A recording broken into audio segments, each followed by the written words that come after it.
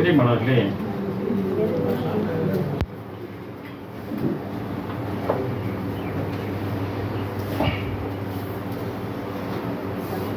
பாவத்தில் விபச்சாரத்தில் கண்டுபிடிக்கப்பட்ட ஸ்திரீ நடுவே நின்றாள். மகதலேனா மரியாள் நாதலேன நின்றவள், நடுவே நின்றவள். இந்த ரெண்டு காரியத்தை என்ன பண்ணணும், ஆய்வின் வழியாக நாம் கண்டுபிடிக்கிறோம். அப்போ அந்த ஸ்திரீ செய்த பாவம் சொல்லப்பட்டது, ஆனால் அவளுக்கு மன்னிப்பு வழங்கப்பட்டதாக அந்த இடத்துல சொல்லப்படவில்லை. மன்னிப்பு எப்போது கிடைக்கும்? மன்னிப்பு உணரும் போதுதான் கிடைக்கும்.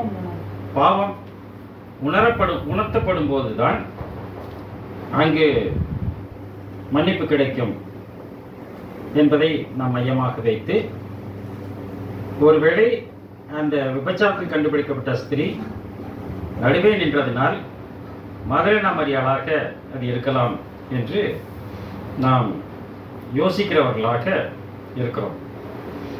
அதோடு கூட இங்கு மத்தேயு 26ஆம் அதிகாரம், மார்க்கு 14ஆம் அதிகாரம், லூக்கா 2ஆம் அதிகாரம், யோவான் 11ஆம் அதிகாரம் மற்றும் 12ஆம் அதிகாரம், இந்த 4 புத்தகங்களில் மத்தேயு 26ஆம் அதிகாரத்தின் உட்பகுதி, மார்க்கு எழுதிய நற்செய்தி நூல் 14ஆம் அதிகாரத்தின் உட்பகுதி, லூக்கா எழுதிய நற்செய்தி நூல் 7ஆம் அதிகாரத்தின் பிற்பகுதி, அதோடு கூட யோவான் எழுதிய நற்செய்தி நூல் 11ஆம் அதிகாரம் 12ஆம் அதிகாரம் முற்பகுதி. இந்த வசனங்களை எல்லாம் ஆய்வுக்கு எடுத்துட்டு தான் இதோடு கூட யோவான் 8ஆம் அதிகாரத்தையும் நாம் இணைத்து ஒரு ஆய்வு செய்கிறவர்களாக நாம் இருக்கிறோம் பிரியமானவர்களே. எனவே இந்த இடத்துல சரீரத்தில் தைலம் பூசிய ஸ்திரீ யார் என்பதை நாம கண்டுபிடிக்கிறவர்களாக இருக்கிறோம். இப்போ மத்தேயு எழுதிய நற்செய்தி நூல் 14ஆம் அதிகாரம் 3ஆம் வசனம் மற்றும் மத்தேயு எழுதிய நற்செய்தி நூல் 26ஆம் அதிகாரம் 7ஆம் வசனம் ரெண்டு படிங்க. மத்தேயு 14:3 ஏரோது தன் சகோதரனாகிய பிலிப்புவின் மனைவி ஏரோதியாளின் நிமித்தம் 14:3 14:3 பெத்தானியாவில் குஷ்டரோகியாய் இருந்த சீமோன் வீட்டிலே போஜன பந்தி இருக்கையில், பெத்தானியாவில் என்ன சொல்றாரு? சீமோன் அவர் வீட்டில் சொல்றாரு, அவர் பேர் சொல்றாரு. குஷ்டரோகியா இருந்த சீமோன் வீட்டில் அவர் பந்தி இருக்கையில் அப்படின்னு அந்த இடத்துல சொல்றாரு. அப்ப பெத்தானியாங்கிற ஊர் சொல்றாரு, சீமோன் வீடுங்கிறார். அந்த சீமோன் என்று அழைக்கப்படுகிறவர் குஷ்டரோகியாக இருந்தார் என்று அங்கு சொல்லுவதாக பார்க்கிறோம். மார்க் மத்தேயு 26ஆம் அதிகாரம் 6-7 வசனங்களிலும் அதை நாம் படிக்கிறோம். மத்தேயு 26:6-7. இயேசு பெத்தானியாவில் குஷ்டரோகியாய் இருந்த சீமோன் வீட்டில் இருக்கையில், இவர் ஊர்ஜிதப்பட்டார். மத்தேயு மார்க் 2 பேரும் ஊர்ஜிதப்படுத்துறாங்க. பெத்தானியால குஷ்டரோகியா இருந்த சீமோன் வீட்டில் அவர் பந்தி இருக்கும்போது ஒரு ஸ்திரீ விலையேறப்பெற்ற பரிமள தைலமுள்ள வெள்ளைக்கல் பரணியை கொண்டு வந்து, ஒரு ஸ்திரீ விலையேற பெற்ற பரிமள தைலம் உள்ள ஒரு வெள்ளைக்கல் பரணியை கொண்டு வந்து அவர் போஜன பந்தியில் இருக்கும்போது அந்த தைலத்தை அவர் சிரசின் மேல், அந்த தைலத்தை அவர் தலைமையில ஊத்துறாங்க என்பதாக பார்க்கிறோம். அப்படின்னா இந்த இடத்துல அவர் சொல்லும் போது குஷ்டரோகி எப்படி 7 பிசாசுகள் நீக்கப்பட்ட மகதலேனா மரியாள் நம்ம சொன்னோமோ, நம்ம வசனத்தில் பார்த்தோமோ, அதுபோல குஷ்டரோகியா இருந்த ஸ்திரீ அப்படிங்கிற விபச்சாரத்தில் கண்டுபிடிக்கப்பட்ட ஸ்திரீ கல்லிருந்து கொண்டு விடுவார்கள். விபச்சாரத்தில் கண்டுபிடிக்கப்பட்ட ஸ்திரீ கல்லிருந்து கொல்லப்படாத ஸ்திரீ ஒருவர் தான். இப்ப அதே மாதிரி இங்க என்ன சொல்றாரு? குஷ்டரோகியா இருந்த சீமோன்கிறார். அப்ப என்ன அடிச்சவருக்கு? நல்லா அடிச்சவருக்கு இல்லையா? குஷ்டரோகியாக இருந்திருக்கிறார், இப்போ ஒரு குஷ்டம் நீங்கி விட்டது, அப்படிதானே அர்த்தம்? படிங்க. லூக்கா எழுதிய நற்செய்தி 17ஆம் அதிகாரம் 11-19. லூக்கா 17:11-19. பின்பு அவர் எருசலேமுக்கு பிரயாணம் பண்ணுகையில் அவர் சமாரியா கலிலேயா என்னும் நாடுகளின் வழியாக நடந்து போனார். அவர் ஒரு கிராமத்தில் பிரவேசித்த போது குஷ்டரோகம் உள்ள மனுஷர் 10 பேர் அவருக்கு எதிராக வந்து, அந்த சமாரியாவுக்கும் அந்த பகுதியில தான் என்ன பண்றாரு, அவர் போகும்போது குஷ்டரோகம்ல 10 பேர் எதிர்பார்த்து இந்த சம்பவம் நமக்கு தெரியும். தூரத்திலே நின்று இயேசு ஐயரே எங்களுக்கு இறங்கும் என்று சத்தமிட்டார்கள். அப்போ இயேசு ஐயர்களுக்கு இறங்கும் என்று சத்தம் இருக்குல்ல, அந்த பகுதி நம்ம பின்னாடி படிச்சுக்கலாம். அது நமக்கு நல்லா தெரிஞ்சது தான். அப்போ என்ன பண்ணுறாங்க, அதில் 10 பேர் சுகமாயிடுறாங்க. ஒருத்த மட்டும் என்ன பண்ணுறாரு, அவன் வந்து திரும்பி வந்து அவருக்கு நன்றி செலுத்துறான். மற்ற 9 பேர் என்னன்னாங்க கேட்குறாரு, மற்ற 9 பேர் எங்கேங்கிறாரு. ஆக்சுவலாக அவங்க எங்கே போயிட்டாங்க, அவங்க அசைன்மெண்ட்டை காட்ட போயிருக்கிறாங்க. அவ்வளோதான் அர்த்தம், வேற ஒன்றும் இல்லை. ஏன்னா இவர் சமாரியராக இருந்ததுனால சமாரிய ஆசாரிட்ட போகணும்னு அவசியம் இல்லை. இயேசு என்ற பிரதான ஆசாரியர்கிட்ட வந்துட்டாரு. மற்றவங்களாம் உலக பிரகாரமான ஆசாரிட்ட அவங்க போயிருப்பாங்க என்பதாக நாம் எடுத்துக்கொள்ளவர்கள் இருக்கிறோம். அப்போ இந்த 10 பேர் குஷ்டரோகம் நீங்கப்பட்டவர் என்ற நாம் வந்து என்ன பண்ணுறோம், நாம் புரிஞ்சுக்கிறோம். இதில் திரும்பி வந்த குஷ்டரோகியை நம்ம எடுக்க முடியுமா? எடுக்க முடியுமா? குஷ்டரோகியா இந்த சீமோன்னு சொல்லும் போது எடுக்க முடியுமா? அவரை எடுக்க முடியாது. ஏன்னா இந்த குஷ்டரோகி இந்த சீமோங்கிறத பரிசேயன்கிறார், இவர் சமாரியர். புரியுதுங்களா? சரி, அதுலேயே லூக்கா 5ஆம் அதிகாரம் 12 முதல் 14. லூக்கா 5 12 முதல் 14.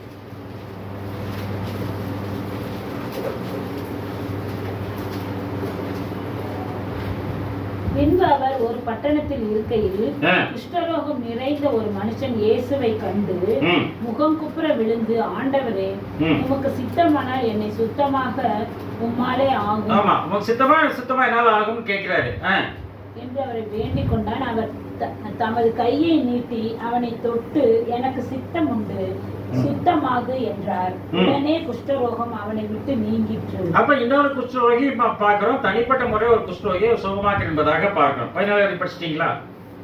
அவர் அவனை நோக்கி, நீ இதை ஒருவருக்கும் சொல்லாமல் போய் உன்னை ஆசாரியனுக்கு காண்பித்து நீ சுத்தமானது நிமித்தம் மோசே கட்டளையிட்டபடியே அவர்களுக்கு சாட்சியாக பலி செலுத்து என்று கட்டளையிட்டார். அப்ப இவர் யாரா இருக்கணும்? இவர் வந்து பரிசேயனாக இருக்க வேண்டும் இல்லையா? ஆசாரியன்ட்ட போய் காட்டுறது என்ன அர்த்தம்? அவர் பரிசேயராக இருக்க வேண்டும் பார்க்கிறோம். மார்க் எழுதிய நற்செய்தியில் 1ஆம் அதிகாரம் 39 - 45.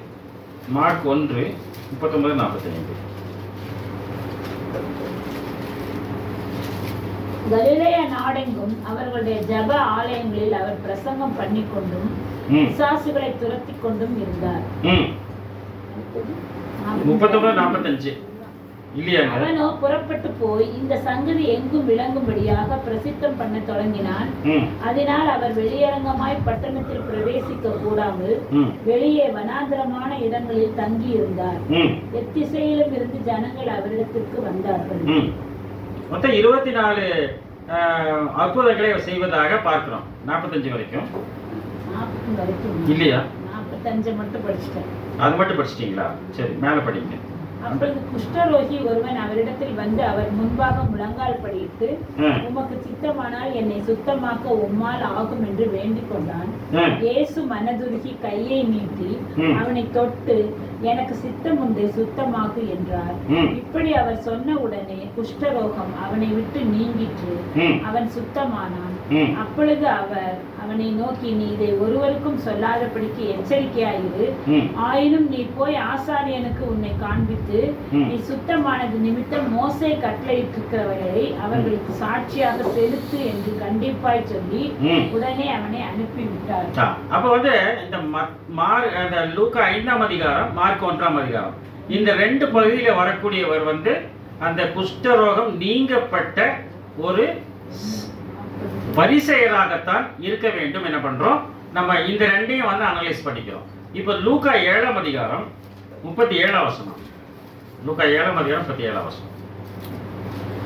அப்பொழுது அந்த ஊரில் இருந்த பாவியாகிய ஒரு ஸ்திரீ அவர் பரிசேயன் வீட்டிலே பந்தி இருக்கிறதை அறிந்து, அந்த ஊரில் இருந்த பாவியாகிய ஒரு ஸ்திரீ அவர் பரிசேயன் வீட்டிலே பந்தி இருக்கிறதை அறிந்து ஒரு பரணியில் பரிமள தைலம் கொண்டு வந்து அவருடைய பாதங்களின் அருகே பின்னாக நின்று அழுது கொண்டு அவருடைய பாதங்களை தன் கண்ணீரினால் நனைத்து தலைமயிரினால் துடைத்து அவருடைய பாதங்களை முத்தம் செய்து பரிமள தைலத்தை பூசினாள். இப்ப பரிமள தைலம் என்ன பண்றாரு, பாதத்துல வந்து இந்த அம்மா பூசுறாங்க. அப்ப அவர் எங்க இருக்கிறாரு அப்படின்னு பார்த்தோம்னா பரிசேயன் வீட்டிலே அவர் இருப்பதாக பார்க்கிறோம்.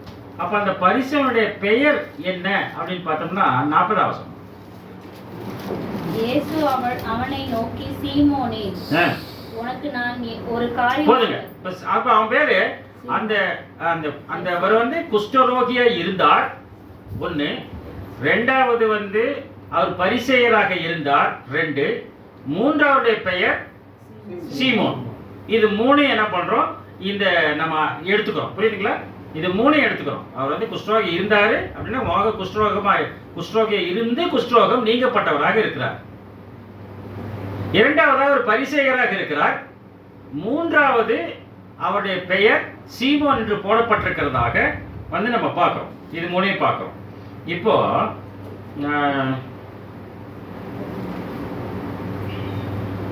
இதுல படிங்க.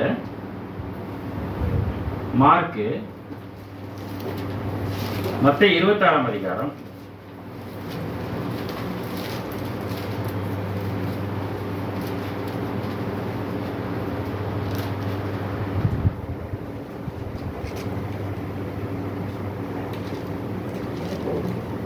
அந்த சம்பவம் எங்க ஆரம்பிக்குது?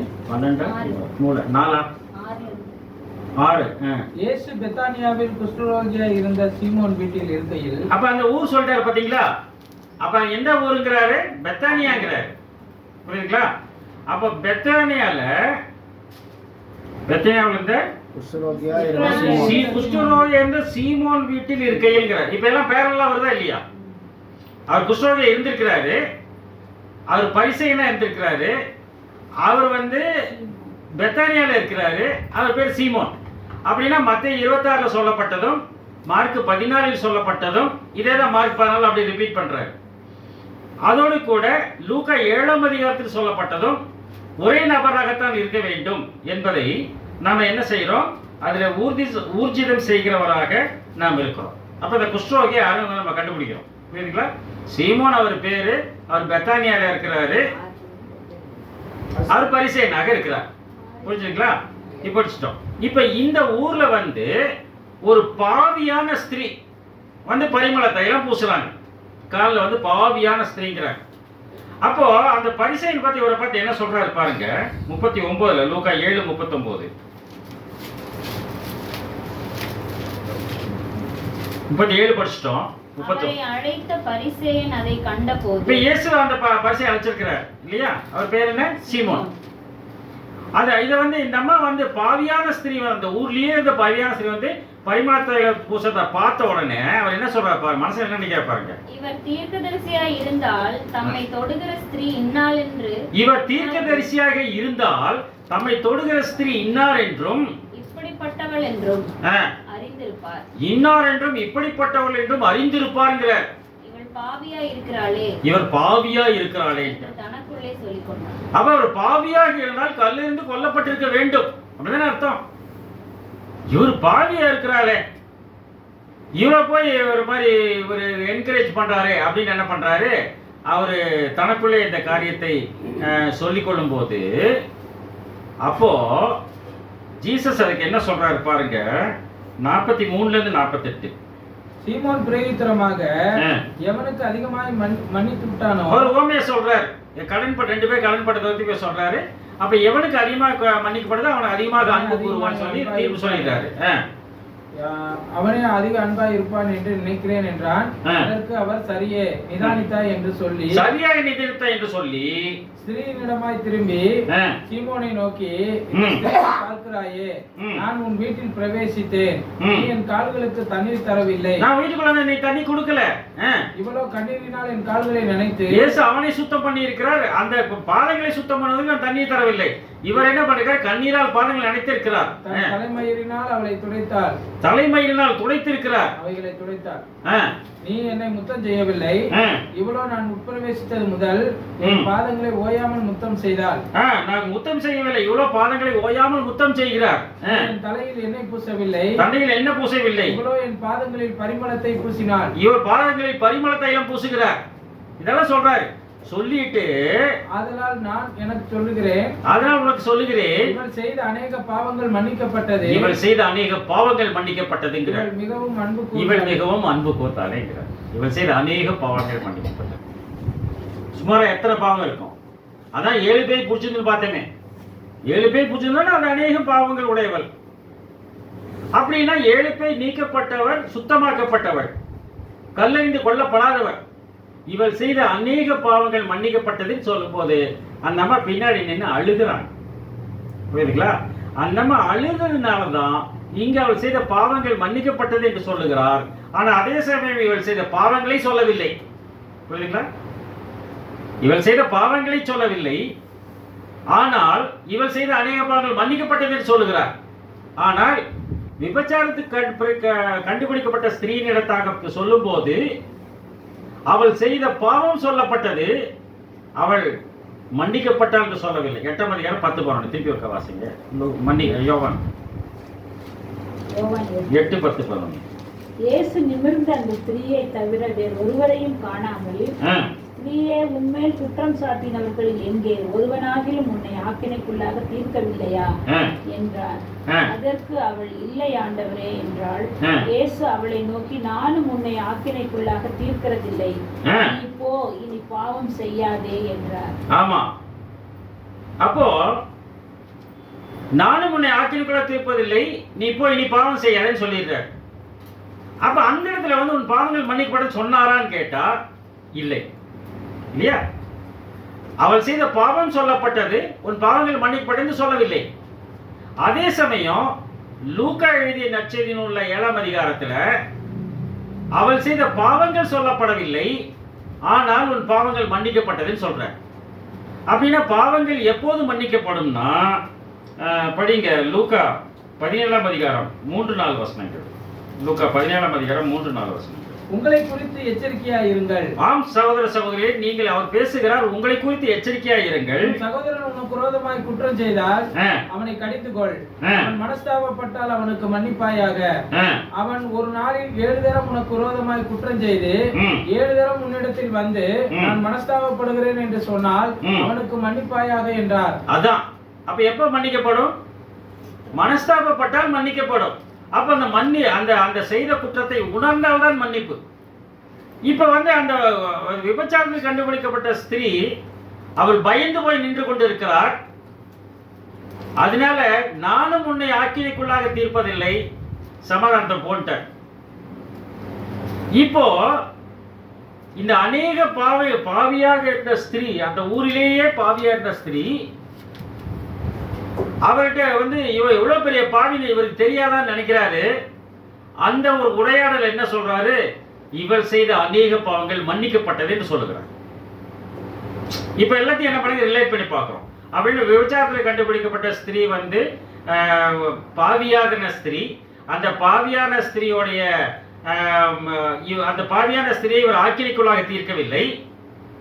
ஒண்ணு. அப்ப ஆக்கினைக்குள்ளாக தீர்க்கப்படாத விபச்சாரியாக இருக்கக்கூடிய ஒரு ஸ்திரியை தான் இவள் மிகவும் பாவியா இருக்கிறார் ஜீசஸ் சொல்றாரு. அந்த பரிசேயன் சொல்லுகிறார், இவள் செய்த அநேக பாவங்கள் மன்னிக்கப்பட்டது என்று ஆண்டவராய் இயேசு கிறிஸ்து பேசுகிறார். புரியுதுங்களா? அப்படின்னா விபச்சாரத்தில் கண்டுபிடிக்கப்பட்ட ஸ்திரீயும் அவளுடைய பாதத்தில் பரிமள தைலம் பூசி தலை பயிரினால் அதை துடைத்தவளும் ஒரே ஆளாகத்தான் இருக்க வேண்டும் என்பதை என்ன பண்றோம்? நம்ம ஏற்றுக்கொள்கிறோம். ஏன்னு கேட்டா, மத்தேயு 26ஆம் அதிகாரத்திலும் மார்க் 14ஆம் அதிகாரத்திலும் சொல்லப்பட்ட சம்பவம் யோவான் எழுதிய நூலில் சொல்லப்பட்டிருக்கிறது. ஆனால் லூக்கா எழுதிய நூலில் வேறு எங்கும் சொல்லப்படவில்லை. புரியுதுங்களா? ஆனா இந்த பரிமள தைலம் பூசி பாதத்துல நினைச்சு தொடச்சாங்க அப்படிங்கிற சம்பவம் மத்தேயு, மார்க், லூக்கா, யோவான் எல்லாத்திலையும் வருது. புரியுதுங்களா? இது எல்லாத்திலையுமே வருது. இப்போ மத்தேயு, மார்க்கில் எழுதுறதுக்கும் லூக்கா 7ஆம் அதிகாரத்திலும் யோவான் 11ஆம் அதிகாரம் முற்பகுதியிலும் 12 முற்பகுதிகள் சொல்லப்பட்டிருக்கு ஒரே ஒரு வேறுபாடு அந்த இடத்துல காணப்படுவதை பார்க்கிறோம். படிக்கலாம். மார்க் 14ஆம் அதிகாரம் 3ஆம் வசனம். 14. பெத்தானியாவில் குஷ்டரோகியா இருந்த சீமோன் வீட்டிலே போஜன பந்தி இருக்கையில், நம்ம புரிஞ்சுச்சுங்களா? குஷ்டரோகியான்னு கண்டுபிடிச்சிட்டோம். அவங்க பந்தி இருக்கையில் ஒரு ஸ்திரீ வெளியேறப்பட்ட நலதம் என்னும் உத்தம தைலமுள்ள வெள்ளைக்கல் பரணியை கொண்டு வந்து, அதாவது வெள்ளைக்கல் அந்த நலதம் என்று அழைக்கப்படுகிற உத்தம தைலமாக இருக்கக்கூடிய வெள்ளைக்கல் பரணியை கொண்டு வந்து பாட்டில் கொண்டு வந்து அதை உடைத்து என்ன அர்த்தம்? உடைத்துன்னு என்ன அர்த்தம்? டொம்முன்னு போட்டு உடைக்கிறதா? அன்ஸ்க்ரூ திறந்து இருமல் மருந்து வாங்கிட்டு வராங்க. பாட்டில் உடைச்சு மருந்தை குடுறான்னு என்ன அர்த்தம்? டொம்முன்னு கீழே போட்டு உடைச்சிருவாங்களா? மூடி அன்ஸ்க்ரூ பண்ணதான் சொல்றாரு. அதை உடைத்து அந்த தைலத்தை அவர் சிரசின் மேல் ஊற்றினார், தலையில் ஊற்றுகிறார் அப்படின்னு என்ன பண்றாரு? மத்தேயு எழுதுகிறார். இந்த லூக்கா மார்க் எழுதுகிறார். மத்தேயு 26:7. மத்தேயு 26:7. ஒரு ஸ்திரீ விலையேறப்பட்ட பரிமள தைலம் உள்ள வெள்ளைக்கல் பரணியை கொண்டு வந்து அவர் போஜன பந்தியில் இருக்கும்போது அந்த தைலத்தை அவர் சிரசின் மேல் ஊற்றினாள். அப்ப போஜன பந்தி இருக்கும்போது சிரசின் மேல தான் ஊத்துறார். மத்தேயு மார்க் எப்படி எழுதுறாங்க? அவர் தலையில தான் ஊத்துறாங்க அப்படின்னு வந்து அந்த இடத்துல சொல்லப்பட்டிருக்கிறதாக வந்து நம்ம பார்க்கிறோம். ஆனா யோவான் எழுதிய நற்செய்தி நூல் 11ஆம் அதிகாரம் 1-2 வசனங்கள். மரியாளும் அவள் சகோதரியாகிய மார்த்தாளும் இருந்த பெத்தானியா கிராமத்தில் உள்ளவனாகிய லாசரு என்னும் ஒருவன் வியாதிப்பட்டிருந்தான். இப்ப இன்னொருத்தர் சீனுக்கு வர்றோம். இப்ப லாசருங்கிற வீட்டுக்கு அவர் வர்றாரு. அப்ப அவர் சொல்லும் போது மார்த்தாளும் அவருடைய சகோதரியாக மரியாளும் இருந்த பெத்தானியா ஊருக்கு என்ன பண்றாரு? வர்றாரு. அந்த குஷ்ரோகி எந்த ஊர்ல இருந்தாரு? பெத்தானியால தான் இருந்தாரு. புரியுதுங்களா? அந்த ஊருக்கு வர்றாரு. கர்த்தருக்கு பரிமள தைலம் பூசி தன் தலைமயிரினால் அவருடைய பாதங்களை துடைத்தவள் அந்த மரியாளே. அந்த மரியாள் லாசருவின் சகோதரி மரியாள். கர்த்தருக்கு பரிமள தைலம் பூசி பாதத்தில் பூசி தலைமயிரால் துடைத்தவள் அந்த மரியாளைங்கிறார். அப்படின்னா பரிமள தைலம் பூசி பாதத்தில் தொடச்சது வந்து பாவியான ஸ்திரீ இல்லையா? புரியுதுங்களா உங்களுக்கு? கன்ஃபியூஸ் ஆகுதா? லூக்கால படிக்கும் போது பாதத்துல பரிமள தைலம் பூசி தலைமையில தொடர்ந்து ரொம்ப பாவம் செஞ்சவங்க. இங்க எழுதுறாரு அவர் பரிமள தைலம் பூசி பாதத்தை தலைமையில தொடச்சது வந்து இந்த மரியாதை தான் இருக்கிறாங்க. யார் அங்க எந்த மரியாதை இருக்கிறாங்க? லாசருவின் சகோதரி மரியாதைங்கிறாங்க. ஆனா நம்ம இப்படி வேணா எடுக்கலாம்.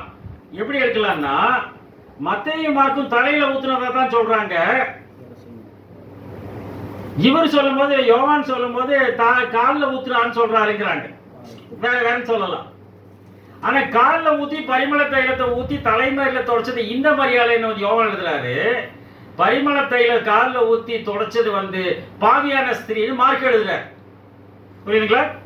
அப்படின்னா இந்த ரெண்டையும் நம்ம பேரல் பண்ணுவதற்கு ஏதுவாகும் என்பதாக அந்த இடத்துல வந்து என்ன பண்றோம்? நாம் கவனிக்கிறவர்களாக இருக்கிறோம் பிரியமானவர்களே. யோவான் நற்செய்தி நூல் 11ஆம் அதிகாரம் 1 படிச்சிட்டீங்களா? 12ஆம் அதிகாரம் 1-8. பஸ்கா பண்டிகை வர 6 நாளைக்கு முன்னே இயேசு தாம் மரணத்திலிருந்து எழுப்பின லாசரு இருந்த பெத்தானியாவுக்கு வந்தார். அங்கே அவருக்கு ராவிருந்து பண்ணினார்கள். அப்ப பெத்தானியா வர்றாரு. பெத்தானியால ராவிருந்து பண்றாங்க.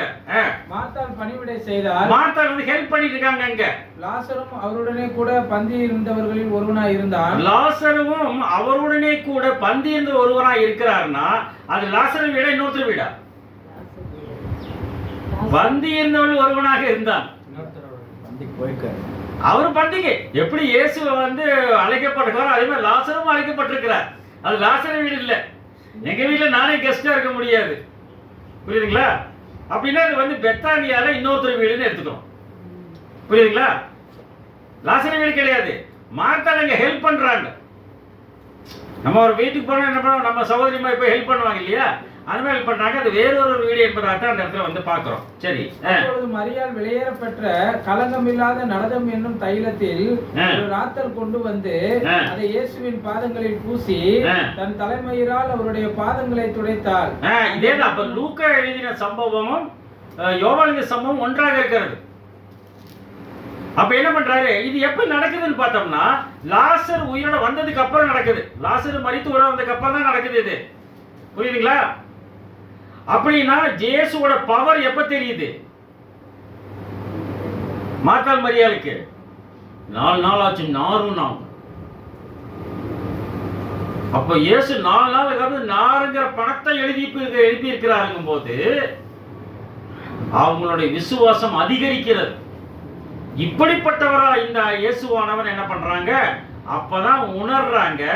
அந்த லாசரு வீடு வந்ததுக்கு அப்புறம் தான் மரியாள் பரிமள தைலம் பூசுறாங்க. எங்க? சீமோன் வீட்டுல, பெத்தானியால, குஷ்டரோகியோட வீட்டுல. அங்க அழுகுறாங்க அவங்க. அதனாலதான் அவர் சொல்லும்போது என்னன்ட்டாரு, இப்ப 8 வரைக்கும் படிச்சுங்க. அந்த வீடு முழுவதும் தைலத்தின் பரிமளத்தினால் நிறைந்தது. அந்த வீடு முழுவதும் தைலத்தின் பரிமளத்தினால் நிறைந்தது. அப்பொழுது அவருடைய சீசரில் ஒருவனும் அவரை காட்டிக் கொடுக்க போகிறவனும் ஆகிய சீமோனுடைய குமாரனாகிய யூதாஸ்காரியோத்து இந்த தைலத்தை 300 பணத்திற்கு விற்று தரித்திற்கு கொடாமல் போனது என்ன என்றார். இந்த தைலத்தை 300 பணத்துக்கு இந்த தரித்திற்கு கொடாம இருக்கிறார் அப்படின்னா 2 காரியம் இந்த இடத்துல போலப்படுது. இந்த தைலம் வந்து ரொம்ப காஸ்ட்லியா இருக்குன்னு வருது. அதாவது ஒரு வருடத்து கூலி என்பதாக போடப்பட்டிருக்கிறது. இந்த தைலத்தோட காஸ்ட் என்னன்னு கேட்டோம்னா 1 வருஷத்தோட 300 நாட்களுடைய கூலியாக இருப்பதற்கு அந்த பணம் வாங்கியிருக்காங்க. அது எப்படி வரும் நம்ம கிட்ட? இவங்க அவ்வளவு பெரிய பணக்காரங்களா? யோசனை பண்றோம். புரியுதுங்களா? அவ்வளவு பெரிய பணக்காரன் சொல்ல முடியாது. ஆனா இந்த அம்மா வந்து அவங்க மக்தலாங்கிற ஊர்ல இருக்கிறாங்க.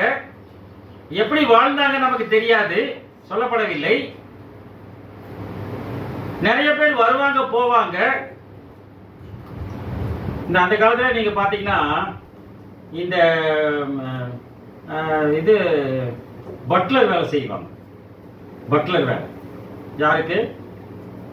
வெள்ளைக்காரர்கள் பட்லர் வேலை செய்வாங்க.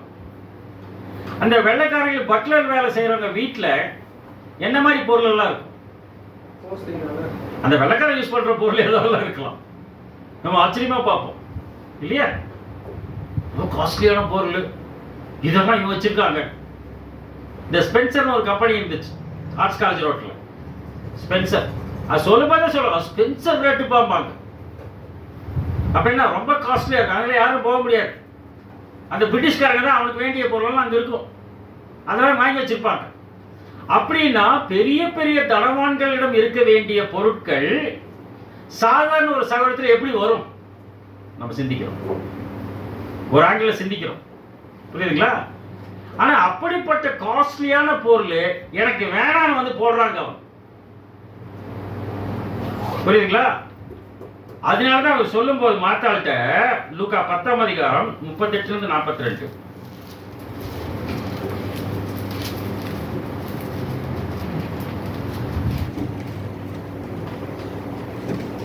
பின்பு அவர்கள் பிரயாணமாய் போகையில் அவர் ஒரு கிராமத்தில் பிரவேசித்தார்.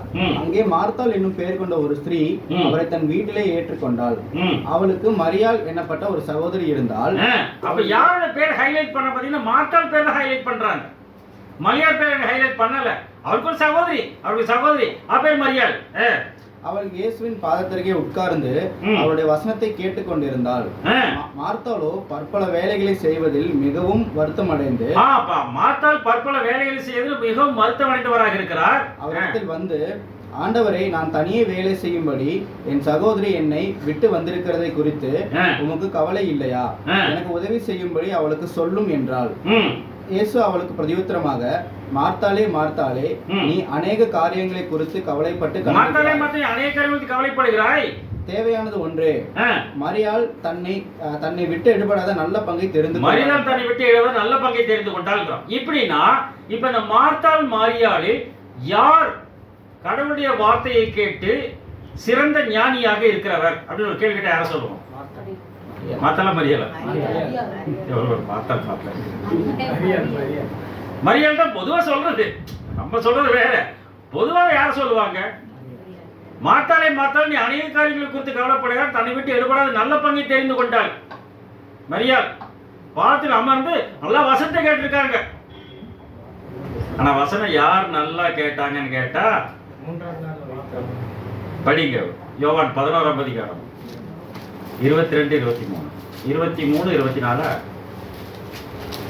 இயேசு அவளை நோக்கி, எத்தனை வசனம் அது? 11:24. அதற்கு மார்த்தாள், அதை முந்தின வசனத்தில் படி. இயேசு அவளை நோக்கி, உன் சகோதரன் உயிர் தெழுந்திருப்பான். உன் சகோதரன் உயிர் தெழுந்திருப்பான் மார்த்தாட்ட சொல்றார் ஜீசஸ். உடனே மார்த்தா என்ன சொல்லி இருக்கணும்? அதற்கு இருங்க, அப்ப என்ன சொல்லி இருக்கணும் அவங்க? உன் சகோதரன் உயிர் தெழுவான்னு சொல்லும் போது அவன் என்ன சொல்லி இருக்கணும்? ஜீசஸ் வந்து நிறைய பேர்த்த எழுப்பி இருக்கிறார். தலித்தாகமே சிறுபெண்ணேன்னு எழுப்பி இருக்கிறாரு. நாயின் ஒரு விதயமாக எழுப்பி இருக்கிறாரு. இப்போ லாசர் வீட்டுக்கு வந்தார், சகோதரர் உயிரை வந்துடுவாரு அப்படின்னு கேட்கறாரு. அப்போ அவங்க என்ன சொல்லிக்கணும்? ஆண்டவரே கொஞ்சம் சீக்கிரமா செய்யுங்க, 4 நாள் முன்னாடியே வந்திருக்கலாம் இல்லை, அப்பவே உயிரோட வந்திருப்பான்ல, நீங்க இங்க இருந்தீங்கன்னா நல்லா. பின்னாடி பேசுறாங்க, டைலாக் பின்னாடி வருது, நீங்க இருந்தீங்கன்னா நல்லா இருக்கும் இல்ல அப்படின்னு பேசுறாங்க அங்க. ஆனா மார்த்தாளுக்கு என்ன பதில் சொல்றாரு பாருங்க. அதற்கு மார்த்தாள், உயிர்த்தெழுதல் நடக்கும் கடைசி நாளிலே அவனும் உயிர்த்தெழுந்திருப்பான் என்று அறிந்திருக்கிறேன் என்றார். உயிர்த்தெழுதல் நடக்கும் கடைசி நாளிலே அவனும் உயிர்த்தெழுந்திருப்பான் என்று நான் அறிந்திருக்கிறேன். அவங்க கிச்சன் ஒர்க் மட்டும் பண்ணல, உயிர்த்தெழுதல் எப்ப உயிரோட வருவாங்கிறாரு. உயிர்த்தெழுதல் நடக்கும் கடைசி நாள்ல தான் உயிரோட வருவாங்கிற மார்த்தாள். அது எப்படி சொல்லுவாங்க அம்மா? படிங்க, யோவான் 6ஆம் அதிகாரம் 39.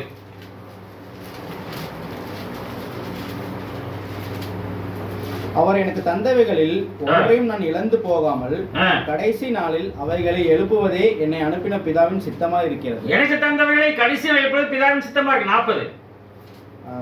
குமாரனை கண்டு அவரிடத்தில் விசுவாசமா இருக்கிறவன் எவனோ, குமாரனை கண்டு அவரிடத்தில் விசுவாசமா இருக்கிறவனோ அவன் நித்திய ஜீவனை அடைவதும், அவன் நித்திய ஜீவனை அடைவதும், அவனை கடைசி நாளில் எழுப்புவதும், அவனை கடைசி நாளில் எழுப்புவதும் என்னை அனுப்பினவருடைய சித்தமா என்னை அனுப்பின சித்தமா இருக்கிறது. 44.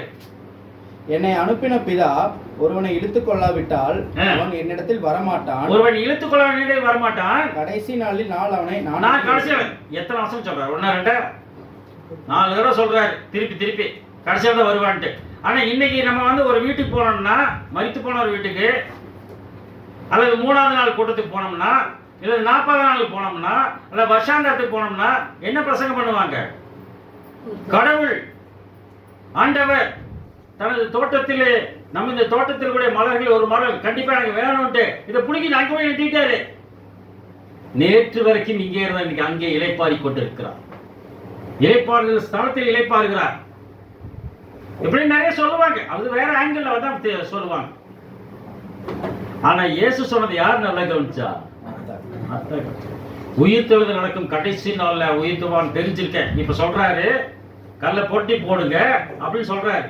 அதுலயே படிக்க 11ஆம் அதிகாரம் 39ஆம் வசனம். அப்படியே சரி, ஆண்டவர் சொல்லிட்டார்ல செய்யி, அப்படியே நம்ம சொல்லியிருக்கணும் இல்ல. இயேசு கல்லை எடுத்து போடுங்கள் என்றார். மரித்தவனுடைய சகோதரியாகிய மார்த்தாள் அவரை நோக்கி, ஆண்டவரே இப்பொழுது நாருமே 4 நாள் ஆயிற்று. 4 நாள் ஆச்சுல்ல, கடைசி நாள் தான் வரப்போறார். அப்படின்னா வசனத்தை நேர்த்தியாக, அதாவது கிச்சன் வேலை செஞ்சுட்டு இருக்கிறாங்க, இவங்க பாடத்துல உட்காந்து கேட்டுட்டு இருக்கிறாங்க. யாருக்கு வசனம் அதிகமா போகுது? மார்த்தாளுக்கு. இதையும் செய்ய வேண்டும், அதையும் விடாது இருக்க வேண்டும். அதங்க போகுது. நம்ம நிறைய இடத்துல நம்ம பார்ப்போம், நம்ம பேசிட்டு இருப்பாங்க, சகோதரி பாரு டீ போட்டிருப்பாங்க, ஏதோ பண்ணிட்டு இருப்பாங்க. அப்படின்னா அது என்ன பிடிக்குது அப்படின்னு வந்து கேட்பாங்க. திடீர்னு என்னடா நம்ம டீ போடணுமா என்ன இது கேட்குது, புரியுதுங்களா உங்களுக்கு? அப்போ அவங்க செயல் அங்கே உண்டு, காது இங்கே உண்டு, கவனிக்கிறாங்க. நிறைய வீட்டுல நடக்கும். ஆனா இங்க பக்கத்துல உட்கார்ந்துருக்கான்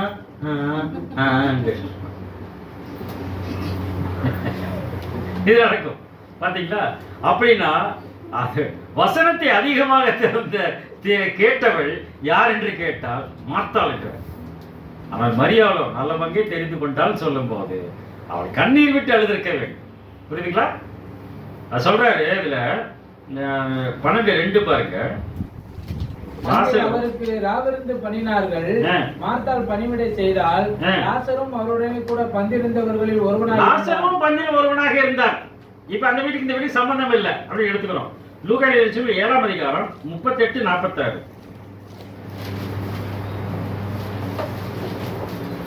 அவருடைய பாதங்களின் அருகே பின்னாக நின்று அழுது கொண்டு அவருடைய பாதங்களை தன் கண்ணீரினால் நினைத்து தன் தலைமயிரினால் துடைத்து அவருடைய பாதங்களை முத்தம் செய்து பரிமளத்தை பூசினாள். இப்ப அந்த அளவுக்கு என்னாச்சா ஒரு சேஞ்ச் வருது அவங்க வாழ்க்கையில. புரியுதுங்களா? அப்பதான் உங்களுக்கு அந்த உணர்வே வருது. நம்ம நினைச்சோம் அவங்க பெரிய நினைச்சிட்டு இருக்கிறோம். ஒருத்தர் நம்ம சர்ச்சு பேர் நான் சொல்லல, ஒரு பெரிய சபை, அந்த சபையில பெரிய டாப் மோஸ்ட் பிரசிடென்டா இருக்கார் ஒருத்தர், ஆர்ச்சி பிஷப் ரேங்க்கு இருக்கார். அவர் அவங்க பிரதர்கிட்ட ஃபோன் பண்ணி கேட்கிறார், டேய் என்னடா அந்த ஆதாம் பாவம் செஞ்சானடா, அது என்னடா அந்த பாவம் என்னடா செஞ்சான்னு கேட்கிறாரு. அண்ணே என்னண்ணே நீ பெரிய தலைவரா இருக்க, நீ எங்கிட்ட போய் இருக்க. ஆமாண்டா, என்னெல்லாம் ஜாதிக்காரங்கள சேர்த்து நம்ம தூக்கி விட்டானுங்க மேல, நான் டாப்புக்கு வந்துட்டேன்டா. ஆனா எனக்கு தெரியாதுடா, நான் நல்லா சப்போர்ட் பண்ணா நம்ம தூக்கி தூக்கி மேல கொண்டுட்டானுங்கடா. நான் யார்கிட்டடா போய் கேட்கறது? அவங்க அண்ணன், அவன் தம்பி என்கிட்ட சொல்ற, என் அண்ணன் மறுபடியும் கேள்வி கேட்கிறார். ஒருத்தர் பிரசங்கம் பண்றாரு, அவரு பிஷப்பா இருந்த ஒரு ரிட்டையர் ஆனவர். அப்போ சொல்லும் போது, நாசரேத்தூரில் இயேசு தண்ணீரை திராட்சரசம் ஆக்கவில்லையா அப்படிங்கிற. நாசரேத்தூர்ல இது, அது கானா ஊரு. ஓ, கானா ஊரு.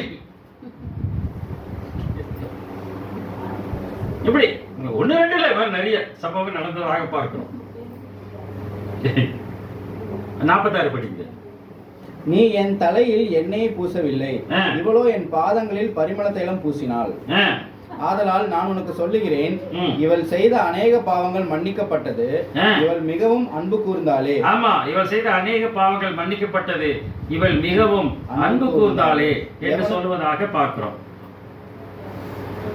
அப்போ சிரசில் ஊற்றதாக சொல்லப்பட்டிருக்கிறது, இவர் பாதத்தில் ஊற்றுவதாக சொல்லப்பட்டிருக்கிறது. அப்போ மத்தேயு எழுதிய நற்செய்தியிலும் யோவான் எழுதிய நற்செய்தியிலும் பாதத்தில் பரிமள தைலம் பூசினதாக தான் சொல்லப்பட்டிருக்கிறது. லூக்காவிலும் யோவானிலும், மத்தேயு மார்க்ல சிரசில் ஊற்றுவதாக சொல்லப்பட்டிருக்கிறது. இப்படி. ஆனா இயேசுவை பற்றி பேசும்போது தலையில ஊத்துறாங்க இல்லையா, அதை பத்தி இயேசு போகும்போது என்ன சொல்றாரு பாருங்க. மத்தேயு 26:12. இவள் இந்த தைலத்தை என் சரீரத்தின் மேல் ஊற்றினது என்னை அடக்கம் பண்ணுவதற்கு எத்தனமான செய்கையா. அந்த தைலத்தை சரீரத்தை ஊத்துனாங்க, தலையில ஊத்துனாங்களா? இங்க சரீரத்தின் மேல் இருக்குது. ஆனா அதுல 7 என்னன்னு படிச்சீங்க? 26:7 தலையில ஊத்துறதா போட்டிருக்குது. புரியுதுங்களா? அதே சம்பவத்துல இயேசு அதை பத்தி விளக்கம் கொடுக்கும் போது என் சரீரத்துல பூசினதுங்கிறாரு. அப்படின்னா இயேசுவின் சரீரம் என்பது தலையா? சரீரம் என்பதை தலையில் வர முடியாது. தலையில தான் ஊத்துறாங்க. தலையில ஊத்துனா ஒண்ணும் இல்லைங்க. நீங்க கொஞ்சம் ரொம்ப பாடி ஹீட்டா இருக்குது, கொஞ்சம் விளக்கெண்ணெய் போட்டுட்டு வான்னு சொல்லி ஒரு கை நிறைய விளக்க எடுத்து தலையில வச்சிங்க, அது என்ன ஆகும்? எது வரைக்கும் வரைக்கும் சரீரம் இல்லையா? அதனாலதான் 133 சொல்லும்போது சொல்றாரு, என்ன சொல்றாரு அவரு? ஆரோனுடைய சிரசில் ஊற்றப்பட்டு அவர் தாடியில் இறங்கி அங்கேயும் நினைக்கிறாரு. அங்கேயும் எங்க இருக்கு? சரீரத்தின் மேல இருக்கு. சரீரம் என்ன? சபை. புரியுதுங்களா? தலையில் ஊற்றினார், அந்த தலையில் ஊற்றினது சரீரத்துக்கு வருகிறது.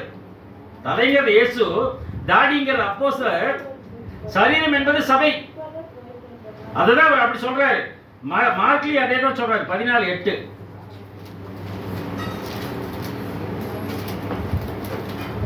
இவள் தன்னால் இயன்றதை செய்தால் நான் அடக்கம் பண்ணப்படுவதற்கு எத்தனமாக என் சரீரத்தில் தைலம் பூசி என் சரீரத்தில் தைலம் பூச முந்திக் கொண்டாள். அப்படின்னா தலையில் பூசினதாக சொல்லப்பட்ட இடத்தில் சரீரத்தில் பூசினதாக இயேசு பேசுகிறார். ஆனால் லூக்காவிலும் யோவானிலும் எழுதும் போது பாதங்களில் பூசி இருக்கிறார் என்பது சொல்லுகிறார். அப்படின்னா நம்ம தலையில பூசினாங்களா, சரீரத்துல பூசினாங்களா, பாதத்துல பூசினாங்களா? நீங்க தலைக்கு என்ன வைக்கிறீங்க வச்சுக்கோங்க. தலைக்கு என்ன வச்சு என்ன பண்ணுவீங்க? கை கால தேப்பீங்களா மாட்டீங்களா? புரியுங்களா உங்களுக்கு? அப்போ தலையும் நினைக்கிறது, கையும் நினைக்கிறது, காலும் நினைக்கிறது. ரெஜுவினேட் ஆயில் போட்டா ரெஜுவினேட்ஸ்ங்கிற புத்துயிர்ச்சி பெறுகிறது அப்படின்னு நம்ம பிடிக்கும். அதான் ரொம்ப வறண்டைக்கு ட்ரையா இருக்கு, என்ன பண்ணுறோம் இல்லையா? அப்படின்னா தலையில பூசினதும் காலில் பூசுவதும் சரீரத்தில் பூசுவதும். கால் எங்க இருக்குங்க? கால் எங்க இருக்கு? சரீரத்தில் தான் இருக்குது. சரீரத்தின் அங்கமாகத்தான் கால் இருக்கிறது என்பதையும் அதிலே நாம் புரிந்து கொள்கிறவர்களாக இருக்கிறோம் பிரியமானவர்களே. இப்ப யூதாஸ் என்ன சொல்றாரு? 12:4-6 யோவான்ல, அப்பொழுது அவருடைய சீஷரில் ஒருவனும் அவரை காட்டிக் கொடுக்க போகிறவனுமாகிய சீமோனுடைய குமாரனாகிய யூதாஸ் காரியோத்து இந்த தைலத்தை 300 பணத்திற்கு விற்று தரித்திற்கு கொடாமல் போனது என்ன? இந்த தைலத்தை 300 பணத்துக்கு விற்று தரித்திற்கு கொடாமல் போனது என்னன்னு கேட்கிறார். ஏன் சொன்னார் அப்படி? அவன் தரித்திரை குறித்து கவலைப்பட்டு இப்படி சொல்லாமல் அவன் திருடனானபடினாலும் பணப்பையை வைத்துக்கொண்டு அதிலே போடப்பட்டதை சுமக்கிறனானபடினாலும் இப்படி சொன்னான். அதை வச்சு சுமந்து தெரியாது, அதனால சொன்னார். மற்றவன் இப்ப யாரும் மோசமான ஆளாரு? அந்த தலைவர் 300 பணத்துக்கு வச்சு தரித்திரம் கொடுத்துக்கலாம் போயிடலாம். இல்ல தரித்திரம் எப்ப உங்ககிட்ட இருக்காங்க, ஆனா நான் இருக்க மாட்டேன், என்ன அடக்கம் பண்றதுக்காக பூசி இருக்கிறார். சென்ட் பாட்டில் எதுக்கு வாங்குவோம்? நம்ம சென்ட் பாட்டில் எதுக்கு வாங்குவோம்? மற்றவங்களுக்கு கொடுக்குறக்கா? நம்ம எப்படி எப்படி இப்படி அடி இப்படி அடிப்பாங்கல்ல, இப்படி இப்படி இப்படி இப்படி இப்படி அடிப்பாங்க. அதுதானே சென்ட் பாட்டில் வாங்க. சாப்பிட்டு போகும்போது வாங்குவாங்களா? அங்கேயும் வாங்குறாங்களே, அங்கேயும் வாங்குறாங்களே. அவர் ரொம்ப பிரியமானவர் இறந்து போனாரு, அவர் ரொம்ப நேச்சவர். இவர் கோடீஸ்வர காரணமே அவர் தான். இப்ப அவருக்கு சென்ட் வாங்குறதுக்கு இவர் போறார், அவர் பாடிக்காக. எவ்வளவு வாங்குவாரு? சுமார் 10 ரூபாய் 20 ரூபாய் கொடுங்கன்னு கேட்பாரா? எப்ப கோடீஸ்வரர் வாங்குறது அவர் தான். இருக்கிறதுலயே காஸ்ட்லியான சென்ட் கொடுன்னு கேட்பார். ஏய், எதுக்குடா அவ்வளவு காஸ்ட்லியா வாங்குறது? என்ன வாழ வச்சதே அவர் தான்டா. இதை விட்டா நான் என்னடா அவர் செய்ய போறேன்? அவர்தான் போயிட்டாரு. எனக்கு மனசு கேட்காதுடா, இருக்கிறதுல பெரிய மாலையா கொடுங்க, காஸ்ட்லி மாலையா கொடுங்க சொல்ற இல்லையா? அதுதான் இவர் மிகவும் அன்பு கூர்ந்தாலேங்கிறார். அவரு இறதிக்கிறப்பட்டாங்க நம்ம ஒண்ணுமில்லைன்ட்டு. இப்போ யூதாஸ் வந்து பணப்பையை வைத்துக் கொண்டு அதில் போடப்பட்டவர் அவன் திருடனானபடியால், அவன் தீவிரவாதியானபடியால், பணப்பட போறதவன் தூக்கிட்டு சுத்திட்டு இருந்ததுனால அவன் அப்படி சொன்னான் அப்படிங்கிறார். மத்தவன் மத்தவனெல்லாம் நல்ல ஆளுங்க, யோவானெல்லாம் அருள பாருங்க. அவரு பேதுரு பாருங்க, ஜீசஸுக்காக உயிரை கூட கொடுப்பாருங்க. தோமாவுக்கு சந்தேகப்பட்டாருங்க, ஆனாலும் அவரு பிரமாதங்க. மோசமான இந்த ஆள் ஒத்தந்தாங்க அப்படின்னு நம்ம சொல்லுவோம் இல்லையா? படிங்க 26, மத்த 26 8 9 படிச்சிக்கலாம் முதல்ல. மத்த 26 8 9. அவருடைய சீஷர்கள் அதை கண்டு விசனமடைந்து இந்த வீண் செலவு என்னத்திற்கு? யாரு? சீஷர்கள், யூதாஸ் இல்ல. சீஷர்கள் அதை கண்டு விசனமடைந்து இந்த வீண் செலவு என்னத்திற்கு? இந்த தைலத்தை உயர்ந்த விலைக்கு விட்டு தரித்திரருக்கு. இந்த தைலத்தை உயர்ந்த விலைக்கு விட்டு தரித்திரம் கொடுத்துக்கலாமே. யார் சொன்னா? சீஷர்கள் சொல்லுகிறார்கள். மார்க்கெட் எழுச்சிகள் 14ஆம் அதிகாரம் 4-5. அப்பொழுது சிலர் தங்களுக்குள்ளே விசனமடைந்து, இந்த தைலத்தை இப்படி வீணாய் செலவழிப்பானேன், இதை 300 பணத்திற்கும் அதிகமான கிரயத்திற்கு வித்து. 300 பணத்துக்கும் அதிகமான, அப்ப ஒரு வருஷம் கூலி விட ஜாஸ்திங்கிறார். அது தரித்திற்கு கொடுக்கலாமே என்று சொல்லி அவரை குறித்து முறுமுறுத்தார்கள். எல்லாரும் தான் அப்படிதான், எல்லாரும் தான் அப்படிதான். நம்ம யூதாச மோசம் சொல்றோம், யூதாச மோசம் தான், எல்லாரும் மோசம் தான். புரியுங்களா? நாம நல்லவங்களா? நம்மளும் மோசம் தான். இயேசுவுக்காக நம்ம கொடுக்கணும் அப்படின்னு எவ்வளவு கொடுப்போம்? நம்ம காணிக்கப்படி நிறைய மாட்டேங்குது, இன்னும் கொடுக்க மாட்டேங்கிறோம். ஐயா வருத்தப்படுறாரு, அவர் வெளியே வைக்கிறதே விட்டாரு. அவரு யார் போடுறாரு? ஒன்றும் போடுறோம். 5ஆம் ஞாயிறு கூட்டத்தை காசு கொடுத்து எல்லாம் சாப்பிடலாம், சும்மா பிரமாதமா சாப்பிடலாம் அப்படின்னா அங்கே காசு கம்மியா இருக்கு. ஏன் கணிக்க போறது இல்லை? ஆனா நம்ம செலவு பண்ணுவோமா?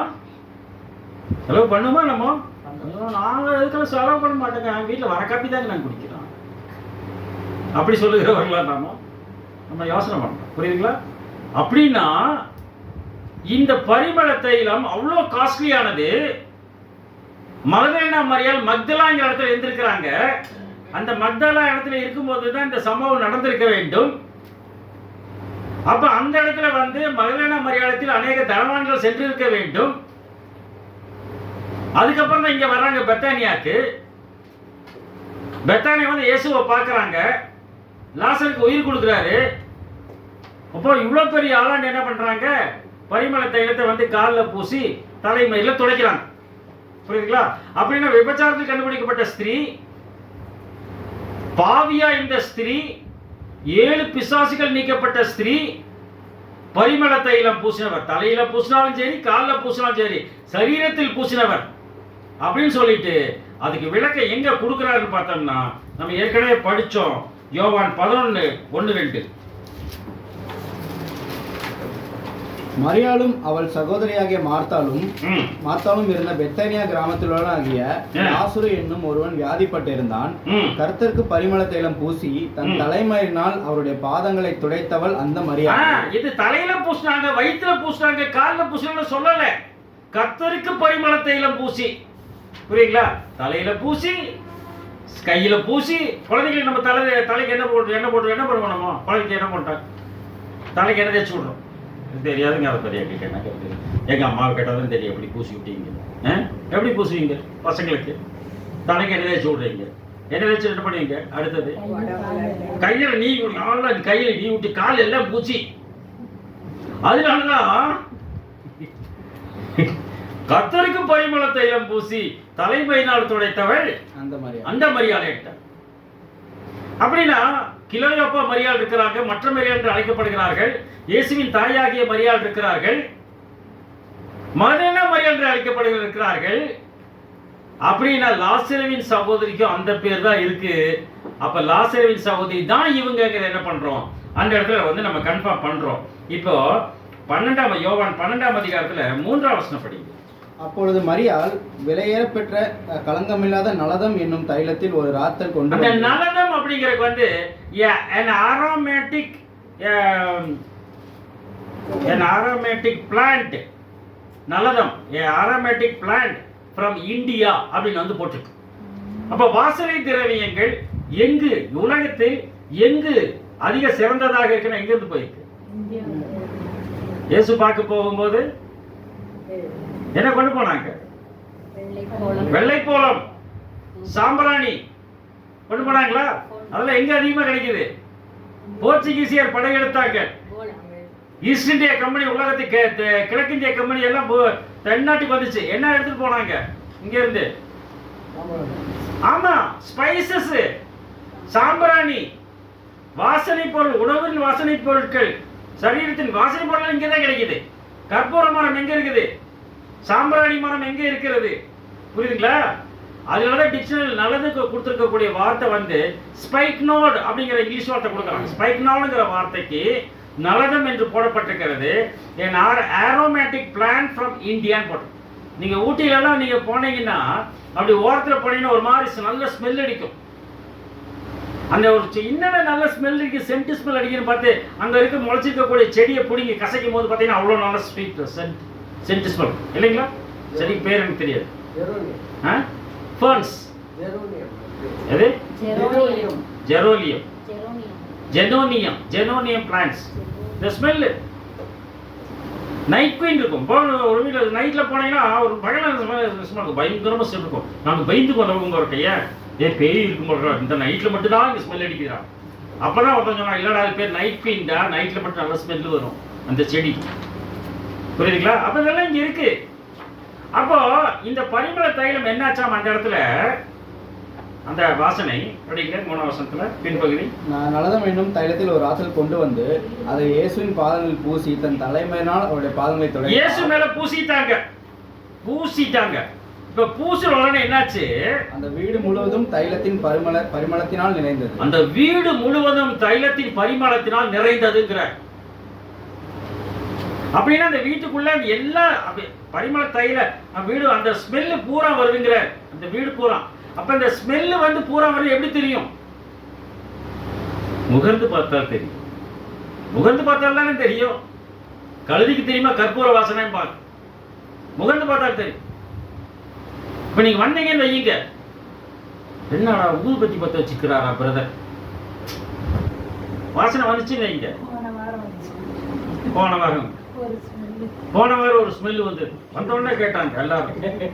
போன வாரம் உள்ள வர என்னடா இன்னைக்கு 5th சண்டேவா, 5th சண்டே ஸ்மெல் இங்கே வருது, பிரதரை காணும். இந்த பக்கம் தான் வருது. அவர் கேட்ட பக்கத்து ஐயர் வீட்டுலன்ட்டு பார்த்தா இங்க இருந்து ஸ்மெல்லு வருது. சூப்பரான ஸ்மெல்லு. காலங்காத்தால வந்துருச்சு. ஏதாவது மறுபடியும் கொடுக்குறாங்களான்னு பாக்குறோம். பசியோட வந்திருக்கிறோம். அவர் சொல்றார் பக்கத்து வீட்டுல. அப்ப உள்ள வந்த அத்தனை பேருமே வந்து உள்ள கேட்கிறார சிரிச்சிட்டு இருக்காரு. உள்ள வந்த அத்தனை பேருமே பிரதர் என்ன பிரதர் காலையிலே சூப்பர் ஸ்மெல் வருது. எல்லாரும் அதே கேள்வி தான் கேட்குறாங்க. எல்லாரும் அதே கேள்வி தான் கேட்குறாங்க. அவ்வளோ சூப்பர் ஸ்மெல், யார் செஞ்சாங்க தெரியல. இன்னைக்கு கூட அந்த ஸ்மெல் வரல. இன்னைக்கு கூட அப்போ அது என்ன, அந்த ஸ்மெல்லு எல்லாத்தையும் ஈர்த்து விடுகிறது. அப்படின்னா அந்த வார்த்தை இயேசுவின் சரீரத்தில் இருந்த அந்த ஸ்மெல்லு அந்த வீடு முழுவதும் நிறைந்தது. சும்மா திருச்சி வரைக்கும் போயிடுச்சு. ஆமா, திருச்சி வரைக்கும் போயிடுச்சா? திருச்சி வரைக்கும் போயிடுச்சு. வெறும் குழம்பு குடிச்சாங்களா என்னமோ தெரியல. அது குழம்பா என்ன பிரியாணி என்னன்னு தெரியாது. ஆனா ஸ்மெல்லு, ஸ்பைசி ஸ்மெல் சூப்பரா இருந்தது. வீடு முழுவதும் நிறைந்தது அப்படின்னு சொல்றாரு. எது வீடு? படிங்க 1 தீமோத்தேயு ரோமர் 16ஆம் அதிகாரம் 5ஆம் வசனம். ரோமர் 16:5. ரோமர் 16:5.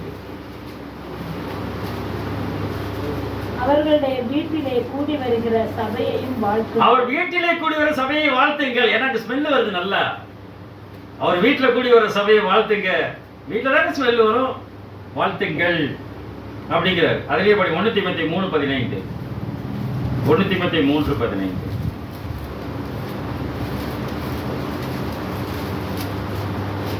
தாமதிப்பேனாகில் தேவனுடைய வீட்டிலே நடக்க வேண்டிய வகையை நீ அறியும்படி.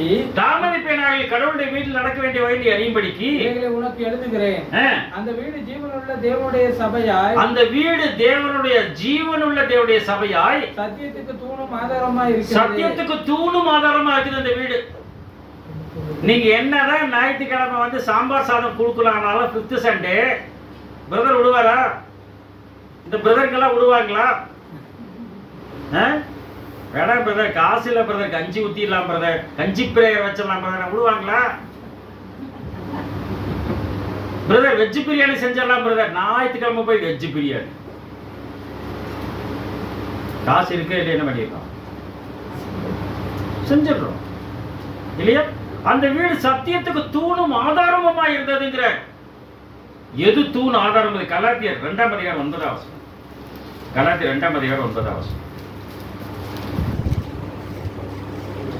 எனக்கு அளிக்கப்பட்ட கிருபையை அறிந்தபோது, எனக்கு அளிக்கப்பட்ட கிருபையை நான் அறிந்தபோது, தூண்களாக எண்ணப்பட்ட யாக்கோபும் கேபாவும், தூண்களாக எண்ணப்பட்ட யாக்கோவும் கேபாவும் யோவானும் தாங்கள் விருத்த சேதனம் உள்ளவர்களுக்கும். போதுங்க, நாங்க வந்து பொறுச்சாடுறாரு அப்படின்னா தூண்களாக எண்ணப்பட்டவர் யாரு? யாக்கோபு, கேபா, யோவான். இவங்க 3 பேரும் தூண்களாக எண்ணப்பட்டவர்கள். இங்க தூண்களாக எண்ணப்பட்டவர்னா ரூபன் பிரதர், பாயி, லியோ பிரதர். தூண்களாக எண்ணப்பட்டவர் இங்க.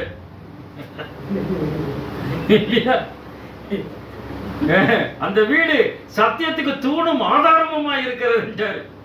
எந்த வீடு? எபிரேயர் 3ஆம் அதிகாரம் 6ஆம் வசனம். 3ஆம் அதிகாரம் 6ஆம் வசனம். கிறிஸ்துவோ அவருடைய வீட்டிற்கு மேற்பட்டவரான குமாரனாக, கிறிஸ்துவோ அவருடைய வீட்டுக்கு மேற்பட்டவராக குமாரனாக உண்மையுள்ளவராக இருக்கிறார். நம்பிக்கையினாலே உண்டாகும் தைரியத்தையும், நம்பிக்கையினாலே உண்டாகும் தைரியத்தையும், மேன்மை பாராட்டலையும் உறுதியாய் பற்றிக் கொண்டு நம்ம உறுதியாய் பற்றிக் கொள்ள. அவர் தான் நாமே அவருடைய வீடாய், நாம அவருடைய வீடு. நமக்கு தூணும் ஆதாரமா இருக்கிறது வந்து யோவான், கேபா, யோவான், அல்லப்பர், கேபா, பேதுரு, யாக்கோப். 3 தூண்கள் நமக்கு அதான் ஆதாரம். பேதுரு சொன்னதை நம்ம கேட்கணும், யோவான் சொன்னதை கேட்கணும், யாக்கோபு சொன்னதை கேட்கணும். இதை கேட்ட அந்த தூண்கிற ஆதாரத்தை என்ன பண்ணும்? இந்த 12 தூதர்களை இருக்கக்கூடிய 12 அஸ்திபார கற்களாக இருக்கக்கூடிய அந்த அப்போஸ்தலர்களை மையமாக வைத்து இந்த வீடு முழுவதுமாக பரிமள தைலத்தினால், வாசனையினால் நிறைந்திருக்கிறது. அதுபோல நாமும் இந்த பரிமள தைல வாசனையினால் நிறைந்தவர்களாக நாம் இருக்க வேண்டும் என்பதாக பார்க்கிறோம். எனவே இந்த பாடத்திலிருந்து நம்ம என்ன கண்டுபிடிக்கிறோம்னு பார்த்தோம்னா, அந்த யோவான் 8ஆம் அதிகாரத்தில் சொல்லப்பட்ட விபச்சாரத்துக்கு கண்டுபிடிக்கப்பட்ட ஸ்திரீ, அங்கு அவள் செய்த பாவம் சொல்லப்பட்டது, அவள் பாவங்கள் மன்னிக்கப்பட்டது சொல்லவில்லை. லூக்கா நற்செய்தி நூல் 7ஆம் அதிகாரம் பாவி, அந்த ஊரில் பாவியான ஸ்திரீ என்று சொல்லுகிறார். அவர் பெத்தானியாவில் குஷ்டரோகியாக இருந்திருந்த சுகமா பெற்ற சீமான் வீட்டில் இருக்கிறார். அப்ப அந்த பரிமள தைலம் பூசி பரிமள தைலத்தை பூசி பாத்திர துடைக்கிறது ஒரு பாவியான ஸ்திரீ, அவள் செய்த பாவங்கள் கண்ணீர் காலமும் மன்னிக்கப்பட்டதுங்கிற யோவான் 8ஆம் அதிகாரத்தில் மன்னிப்பு வழங்கப்படவில்லை, சொல்லப்பட்ட செய்யப்பட்ட பாவம் சொல்லப்படுகிறது. லூக்கா 7ஆம் அதிகாரத்தில் பாவம் சொல்லப்படுகிறது, என்ன பாவம் என்று சொல்லப்படவில்லை, மன்னிப்பு வழங்கப்படுகிறது. ஏன் அப்படின்னு கேட்டோம்னா நீதிமொழியில் 28ஆம் அதிகாரம் 13ஆம் வசனம், அதான் பேஸ். அடுத்தது, தன் பாவங்களை மறைக்கிறவன் வாழ்வடைய மாட்டான். தன் பாவங்களை வாழ்வடைய மாட்டான், மறைக்கிறவன் வாழ்வடைய மாட்டான். அவைகளை அறிக்கை செய்து விட்டு விடுகிறவனோ இரக்கம் பெறுவான். அவைகளை அறிக்கை செய்து விட்டு விடுவனோ இரக்கம் பெறுவான். அந்த விபச்சாரத்தில் கண்டுபிடிக்கப்பட்ட ஸ்திரீ தன் பாவங்களை மறைக்கவில்லை, அறிக்கையிட்டால் மன்னிப்பை பெற்றாள். மன்னிப்பை பெற்றதினால் அவருடைய பிசாசுகள் நீங்கியது, 7 பிசாசு நீங்கியது, சுத்தமானாள். சுத்தமான பின்பு இவள் என்ன நடக்கிறதுன்னு பார்த்தோம்னா, இந்த பரிமள தைலம் பூச வேற யார் இல்லைங்க, அது லாசருவின் சகோதரி மரியாள் தான் என்று அங்கு பேசுவதாக அந்த இடத்துல வந்து நம்ம பார்க்கிறோம். அதனாலதான் மத்த 26:13 எப்படி முடிக்கிறாருன்னு பார்த்தோம்னா, இந்த சுவிசேஷம் உலகத்தில் எங்கெங்கு பிரசங்கிக்கப்படுமோ, இந்த சுவிசேஷம் இந்த நற்செய்தி உலகத்தில் எங்கெங்க பிரசங்கிக்கப்படுமோ அங்கங்கே இவளை நினைப்பதற்காக இவள் செய்ததும் சொல்லப்படும், அப்படின்னு உங்களுக்கு சொல்றேன். இவ என்ன செஞ்சாலும் சொல்லணும். அப்ப லாசரு வேற அப்படின்னா அவங்கள பத்தி என்ன பேசுறாங்க பைபிள்ல? ஒண்ணுமே இல்லையே. லாசரு நல்ல பகுதியில கேட்டாங்க, அவ்வளவுதான். இவர் செய்தது அந்த இடத்துல சொல்லப்படும்னா யார் என்ன செய்தார்? இவங்க தான் செஞ்சாங்க. அப்ப யார் அதிகமா இப்ப இயேசுவின் சரீரத்துல முக்கிய பங்கு வகிக்கிற ஸ்திரீன்னு எடுத்தா யார சொல்லலாம்? மதுரை மரியாதை தான் சொல்லணும். இயேசுவின் தாயார் மரியாதை கூட சொல்ல முடியாது. முக்கிய பங்கு சொல்றோம், சிறந்தவங்க நம்ம சொல்லல. முக்கிய பங்கு யாருக்குன்னு கேட்டா மதுரை மரியாதை தான் சொல்லணும். புரியுதுங்களா?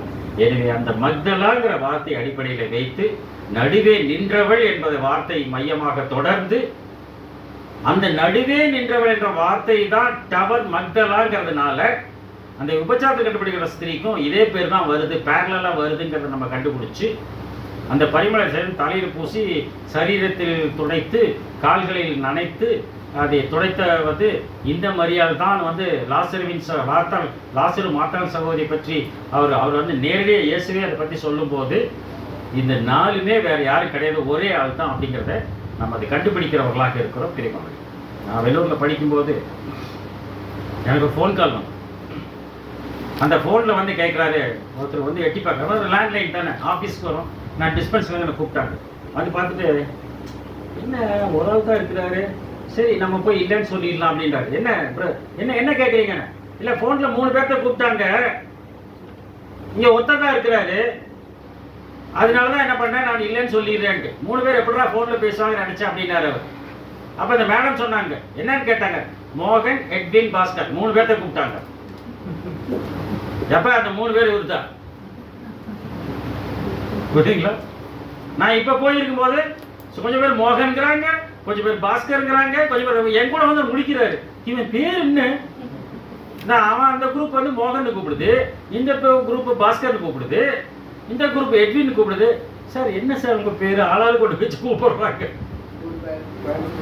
புரியுதுங்களா உங்களுக்கு? அதனால வந்து பேரு தனித்தனியா கூப்பிடுறதுனால நம்ம நினைக்க முடியாது. அதனால நம்ம ஜாக்கிரதை உடையவர்களாக இருந்து நாம் சிந்தித்து நம்ம தீர்க்கமான ஒரு ஆய்வு செய்து இந்த காரியத்தை நாம் கண்டுபிடிக்கிறவர்களாக இருக்கிறோம். எனவே அது எந்த மரியாள் அப்படின்னு கேட்கும்போது அது இந்த மரியாள் தான் என்று சொல்லுவதற்கு ஆதாரங்கள் உண்டு. ஏன்னா இன்னைக்கு வந்து நிறைய பேர் ஸ்டடி எடுக்கிறாங்க, இந்த ஸ்டடிலாம் தனித்தனியாக தான் எடுக்கிறாங்க எனக்கு தெரிஞ்சு. அந்த காலத்தில் வந்து பிஷப்பு, பழைய காலத்து பிஷப்பு, கேத்தலிக் பிஷப்பே வந்து இதெல்லாம் ஒன்றா இருக்கலாம் அப்படிங்கிற மாதிரி ஒரு முன்பு சொல்லப்பட்டிருக்கக்கூடிய காரணங்களும் சரித்திரங்களும் அங்கே காணப்படுகிறது. ஆனால் அது எந்த அளவுக்கு ஏற்றுக்கொள்ளப்பட்டிருக்கிறத பற்றி தெரியாது. எனவே இந்த காரியங்களை எடுத்து சிந்தித்து சீர்தூக்கி பார்த்து வேறு இதில் ஏதாவது உங்களுக்கு கருத்துக்களில் முரண்பாடுகள் ஏதாவது காணப்பட்டால் அதை வந்து நம்ம டிஸ்கஸ் பண்ணி மற்ற வசனங்களை ஆய்வு செய்து பார்க்க நம்ம ஒரு தெளிவு கிடைக்கும். பிதாவாகிய ஆவியை கடவுள் மற்ற இயேசு கிறிஸ்து இந்த வார்த்தையை ஆசீர்வதிப்பார்கள். ஆமென்.